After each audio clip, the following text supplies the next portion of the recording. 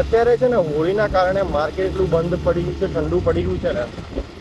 હું છું કન્સ્ટ્રક્શન લાઇનમાં કામ કરું છું, કન્સ્ટ્રક્શન કેમિકલ મેન્યુફેક્ચરિંગ ઇન્ડસ્ટ્રીમાં કામ કરું છું.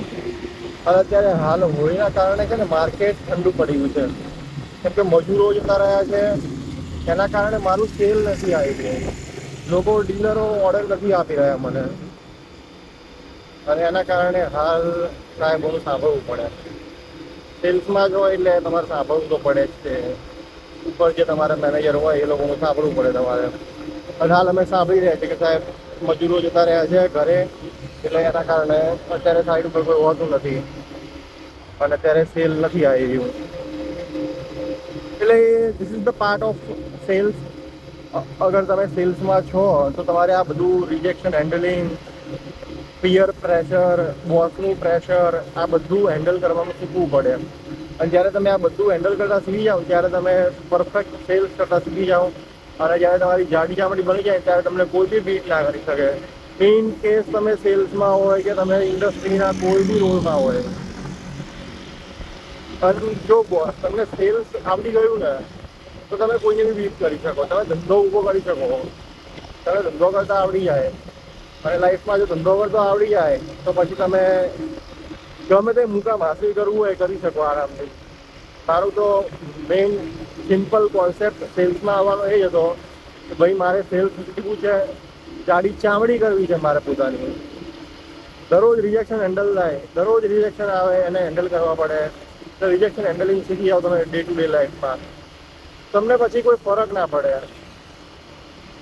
તમે જાતે ઓપોર્ચ્યુનિટી બનાવતા શીખી જાઓ, તમે પછી તમારું નેટવર્કિંગ એ રીતેનું થઈ જાય કે તમને પછી કોઈ બીટ ના કરી શકે. તમારા નેટવર્કમાં પછી એ રીતેના લોકો હોય કે જે તમને આગળથી ઓપોર્ચ્યુનિટીઝ આપે.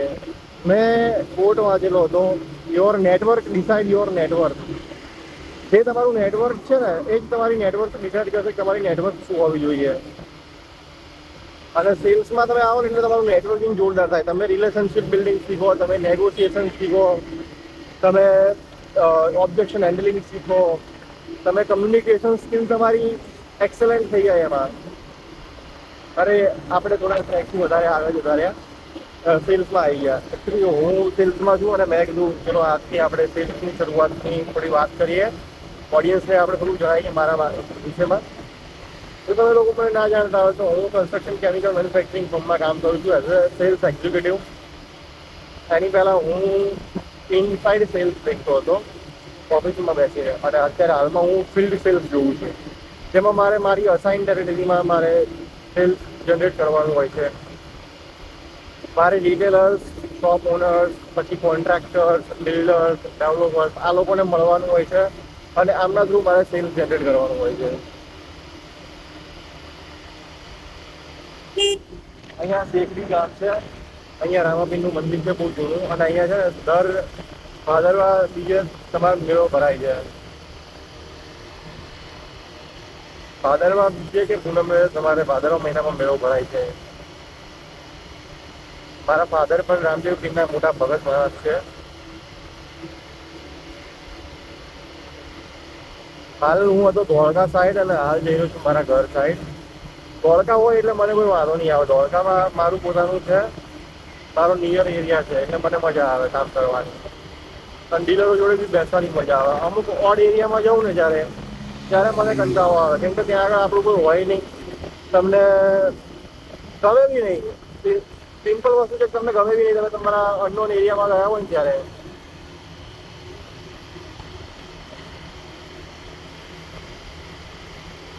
વ્યૂ કેવો આવી રહ્યો છે જરા જણાવજો. અને ભાઈ આપણને જોઈ રહ્યા હતા ત્યાંથી રિટર્ન કરીને.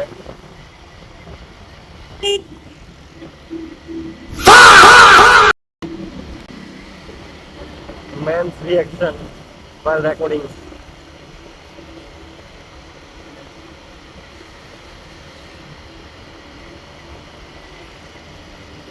Look.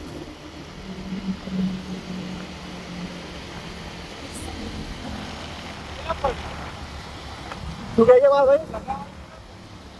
હા, 300 રૂપિયાનું. હા, ઓનલાઈન મંગાવ્યું હતું. અરે મજા આવે આ રીતે, એટલા માટે શોખથી કરું છું. હું જોબ કરું છું, હાલ આ કંપનીમાં જોબ જ કરું છું, ફિલ્ડ સેલ્સમાં કામ કરું. એટલે આમાં ફોનનું મારો ઇન્ટરનલ માઇક બી સારું છે ને મારી જોડે એક્સટર્નલ માઇક પણ છે. એટલે એનાથી ક્લિયર સંભળાય, પણ મેં અત્યારે એક્સટર્નલ માઇક નહીં લગાવ્યું. અત્યારે હાલ ફોનથી વાર કામ થઈ જાય છે, એટલે બધો વાઇડ નોઇઝ આવતો નહીં. એક ક્લિયર સંભળાય. મારી જોડે ગ્રેનારોનું વાયરલેસ માઇક છે. લખી લે.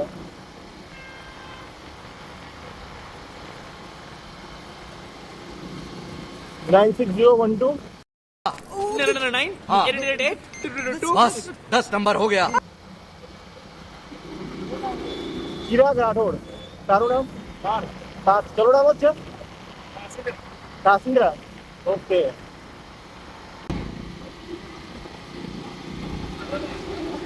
ચલો. હા.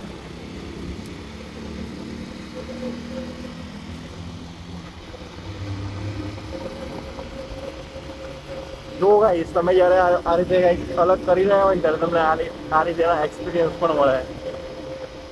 એટલે ભાઈ જોડે કોન્ટેક્ટ થયો, ભાઈને આપણું કામ ગતું લાગે છે, એટલે નંબર એક્સચેન્જ કર્યો છે. હવે આપણે આઈ થિંક અહીંયા છે ને સ્ટોપ કરી દઈએ અને હવે અહીંયા આપણો બ્લોગ એન્ડ કરીએ છીએ. બાય બાય, મળીએ નવા બ્લોગમાં.